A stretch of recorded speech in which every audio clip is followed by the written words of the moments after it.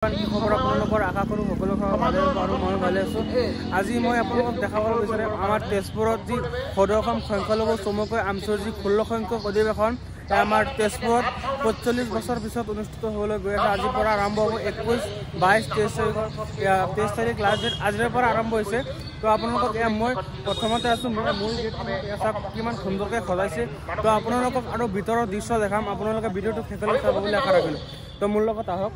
ইয়াত কি সুন্দৰ কৰি ডেকৰেট কৰিছে, মেইন গেট হয় এইটো। এয়া চাওক সুন্দৰ কৰি কৰিছে আৰু এটা দেখাম ধুনীয়াকৈ তেজপুৰ কেন্দ্ৰীয় অধিৱেশন দেখাবলৈ যত্ন কৰিম। আপোনালোকে চাব কি ধুনীয়াকৈ লিখিছে। এয়া চাওক এয়া কেন্দ্ৰীয় অধিৱেশন আৰ্ট কৰিছে। তো দেখাম ভালকৈ আপোনালোকে চাব। এয়া চাওক মানুহে ফটো তোলাত ব্যস্ত পৰা। তো আমাৰ ইয়াতে আছে আমাৰ কেন্দ্ৰীয় অধিৱেশনৰ এজন আমাৰ আংকল।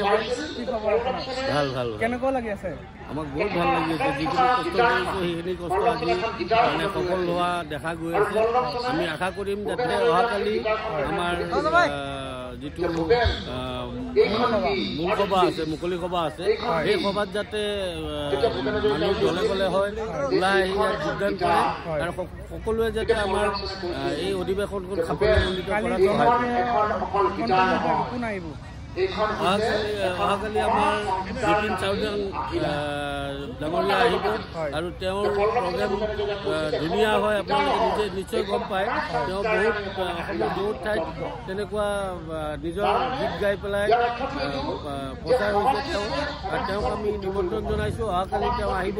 আপোনালোকে আশা কৰিম আপোনালোকে থাকি তেওঁৰ গীতসমূহ উপভোগ কৰিব বুলি আশা ৰাখিম। ধন্যবাদ। তো আপোনালোক আৰু এটা দেখাবলৈ যত্ন কৰিম যিটো মেইন যিটো ষ্টেজ বনাইছে ষ্টেজটো দেখাবলৈ যত্ন কৰিম।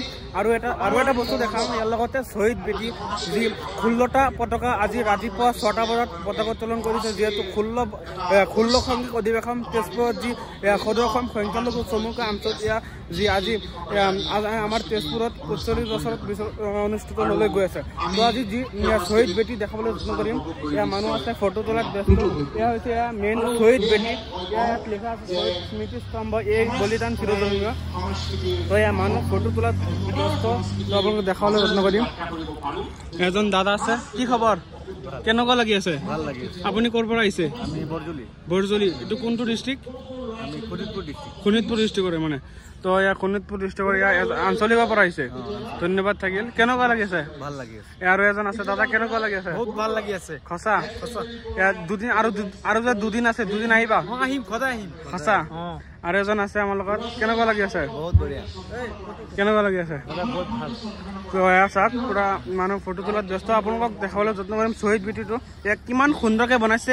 আপোনালোকক দেখাবলৈ যত্ন কৰিম। ইয়াৰ 1টা 2টা 3টা এয়া চাওক 4টা 5টা 6টা 7টা 8টা 9টা 10টা 11টা 12টা 13টা 14টা 15টা বিভিন্ন প্ৰান্তৰ পৰা মানুহে ইয়াত ভাগ ল'ব।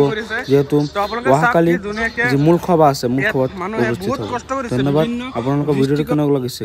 এইটো হৈছে দ্বিতীয় দিনাৰ ইয়াৰ যি চাফাই অভিযান। চাফাই অভিযান মূল গেটৰ সন্মুখত ইয়াৰ কেন্দ্ৰীয় সমিতিৰ সভাপতি ৰেজাউল কৰিম চৰকাৰ ডাঙৰীয়া আৰু অভ্যৰ্থনা সমিতিৰ সভাপতি ডক্টৰ আব্দুল মজিদ ছাৰ ডাঙৰীয়া চাফাই অভিযান চলিছে আৰু বিভিন্ন মানুহ ইয়াত আহিছে। অসমৰ বিভিন্ন প্ৰান্তৰ পৰা ইয়াত মানুহ আহিছে। তো আপোনালোকে চাই থাকক আৰু ভিডিঅ'টো কেনেকুৱা লাগিছে কমেণ্ট কৰি জনাওক। আৰু যদি ভিডিঅ'টো ভাল লাগিছে এটা শ্বেয়াৰ কৰি আন এজনক চাবলৈ সহায় কৰি দিয়ক। ধন্যবাদ।